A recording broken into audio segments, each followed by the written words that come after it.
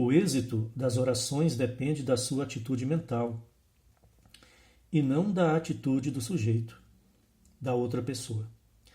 O sujeito, a outra pessoa, não tem poder para resistir às suas ideias subjetivas, conscientemente controladas a respeito dele, inclusive porque a outra pessoa nem sabe o que você está fazendo, a menos que o estado que você afirma como verdadeiro para ele seja um estado que ele seja incapaz de desejar como verdadeiro para outra pessoa. Então existe uma limitação. Se você está tentando imprimir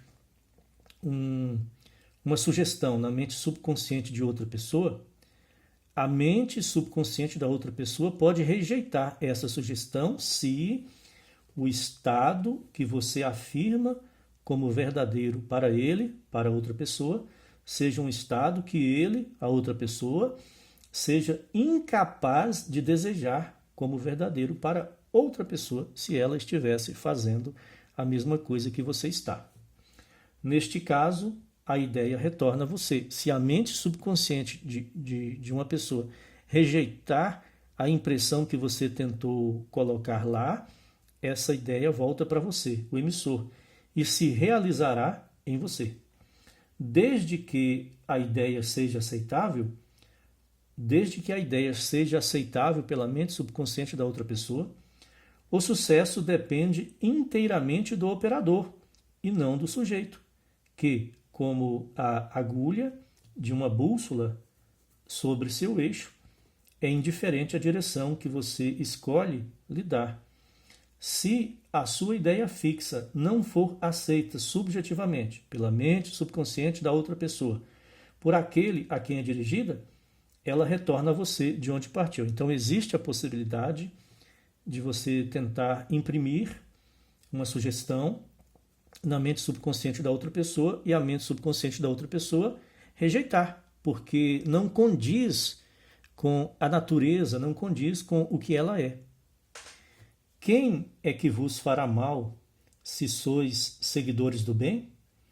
Fui moço e agora sou velho, mas nunca vi o justo desamparado, nem a sua descendência mendigar o pão. Não acontecerá mal algum ao justo. Nada nos acontece que não seja da mesma natureza que nós mesmos. Então, se outra pessoa tenta imprimir em você uma sugestão subconsciente que não combina com aquilo que você é em sua natureza, em seu íntimo, a sua mente subconsciente, mesmo sem saber o que está acontecendo, rejeitará essa sugestão. Aquele que dirige um pensamento malicioso a outro será ferido pelo seu retorno se não conseguir a aceitação subconsciente do outro. Por isso que esta lei da conexão telepática entre as mentes subconscientes deve ser usada somente para a prática do bem, jamais para a prática do mal. O que o homem semear, isso também colherá. Além disso, tudo o que você pode desejar e acreditar a respeito de outro também pode ser desejado e acreditado a seu respeito. E você não tem poder para rejeitar isso se aquele que o deseja para você o aceita como verdadeiro a seu respeito. Da mesma forma que podemos influenciar as mentes subconscientes de outras pessoas, as nossas mentes subconscientes também estão sujeitas a serem influenciadas. O único poder de rejeitar uma palavra subjetiva é ser incapaz de desejar um estado semelhante a outro. A única maneira de você impedir que a sua mente subconsciente aceite sugestões negativas, sugestões de maldade, é você ser uma pessoa incapaz de desejar o mal a outra pessoa. Se você for incapaz de desejar o mal a qualquer outra pessoa, a sua mente subconsciente rejeitará todas as impressões todas as sugestões de mal que serão feitas contra você. E é desta forma que você se protege. A possibilidade de impressionar uma ideia em outra mente pressupõe a capacidade dessa mente de receber tal impressão. Então, se você for capaz de desejar somente o bem para os outros e for totalmente incapaz de desejar o mal para os outros, ninguém poderá imprimir na sua mente nenhuma sugestão que venha a causar mal a você mesmo. Os tolos exploram o mundo, os sábios o transfiguram, o transformam. A mais alta sabedoria é saber que no universo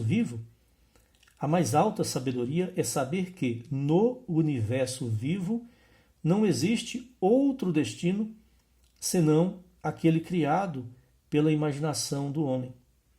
Não há influência fora da mente humana. Tudo o que é amável, tudo o que é de boa fama, se há alguma virtude e se há algum louvor, nisso pensai. Nunca aceite como verdadeiro a respeito dos outros aquilo que você não desejaria que fosse verdadeiro a seu respeito.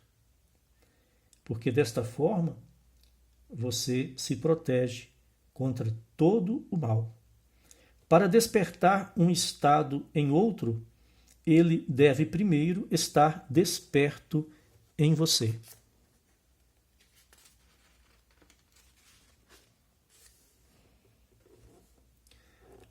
O estado que você deseja transmitir só pode ser transmitido se for acreditado por você. Portanto, dar é receber. Mais uma vez, o estado que você deseja transmitir só pode ser transmitido se for acreditado por você. Portanto, dar é receber. Você não pode dar aquilo que não tem, e só tem aquilo em que acredita. Assim, acreditar que um estado é verdadeiro para outra pessoa não apenas desperta esse estado nela, como também o torna vivo em você. Você é aquilo em que acredita. Então, a comunicação telepática natural que existe entre as mentes subconscientes deve ser usada para o bem. Se você tentar usar para o mal, no fim, você causará mal a você mesmo. Dai e recebereis, boa medida, recalcada, sacudida e transbordante.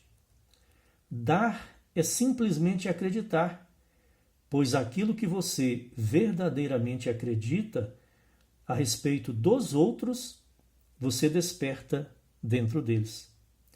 O estado vibratório transmitido pela sua crença persiste até despertar sua vibração correspondente daquele a respeito de quem se acredita. Mas, antes de ser transmitido, ele deve primeiro estar desperto em quem o transmite. Aquilo que está desperto em sua consciência é aquilo que você é. É o estado de consciência, de ser que você assumiu para si. Não importa se a crença se refere a você mesmo ou a outro, pois o indivíduo é definido pela soma total de suas crenças ou assunções subconscientes. A sua personalidade, o seu jeito de ser, é definido pela soma total de todas as crenças que você tem sobre você mesmo. A soma total de todas as assunções que você admitiu e aceitou sobre você mesmo. Assim como o homem pensa em seu coração, nas profundezas de seu subconsciente, assim ele é. Ignore as aparências e afirme objetivamente como verdadeiro aquilo que deseja que seja verdadeiro. Ignore as aparências, as evidências externas dos sentidos. Ignore aquilo que os olhos veem na realidade externa e afirme subjetivamente, internamente, em sua consciência de ser, como verdadeiro aquilo que você deseja que seja verdadeiro. Isso desperta em você o tom do estado afirmado, que, por sua vez, se realiza em você e naquele a respeito de quem é afirmado. E isto acontece, obviamente, porque a consciência de ser, eu sou, possui poder criador. Dai e recebereis. As crenças sempre despertam aquilo que afirmam. As crenças sempre despertam aquilo que afirmam.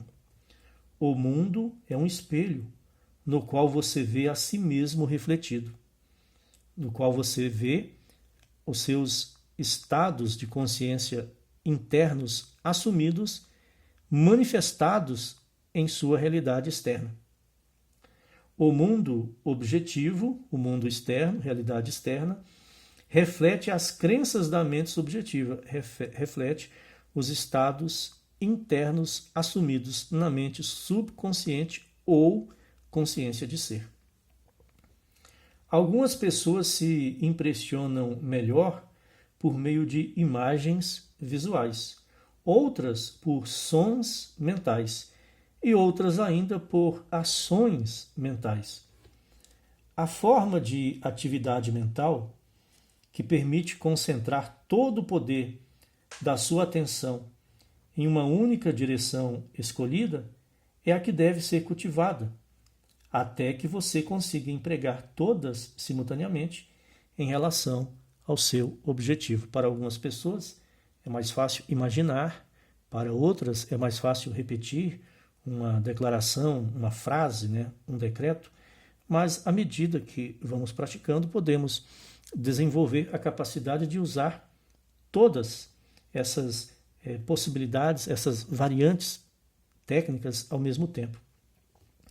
Se tiver dificuldade em compreender os termos imagens visuais, sons mentais e ações mentais, aqui vai uma ilustração que esclarece seus significados.